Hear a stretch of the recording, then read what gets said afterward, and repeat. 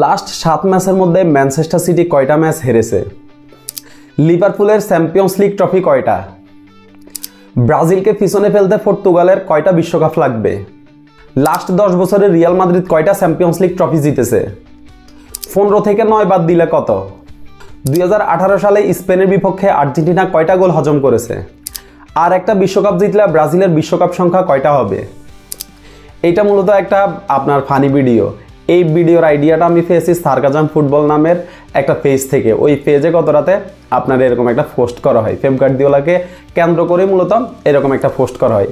Liverpool ফ্যানরা যখন গত রাতে বলতেছিল যে Pep sacked in the morning, Pep sacked in the morning, মূলত এই গানটা যখন গাইতেছিল যে Pep sacked in the morning, তখন পেপ গার্দিওলা মূলত এই রিয়াকশানটা দেয় এবং এই রিয়াকশানের দ্বারা পেপ গার্দিওলা বুঝাতে চায় যে আমি গত 7 বছরে 6টা প্রিমিয়ার লিগ ট্রফি জিতেছি, গত 7 বছরে 6টা প্রিমিয়ার লিগ ট্রফি জিতেছি।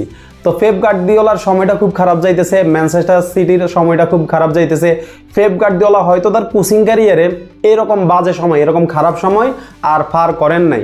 আশা করি যে পেপ গার্দিওলা তার এই খারাপ সময়টা খুব তাড়াতাড়ি শেষ করতে পারবে এবং পেপ গার্দিওলা তার এই সমস্যাগুলোর একটা সমাধান খুঁজে বের করবে। মূলত ম্যানচেস্টার সিটির আপনার কিছু প্লেয়ার ইনজুরিতে থাকার ফলে ম্যানচেস্টার সিটি এই মানে এত বাজে অবস্থায় পড়ে যায়।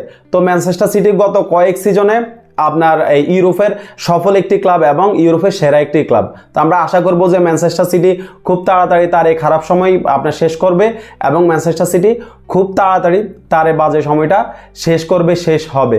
তো শুভকামনা থাকবে পেপ গার্দিওলার জন্য। পেপ গার্দিওলা একজন বিশ্বমানের কোচ, এইটা বলার অপেক্ষা রাখে না।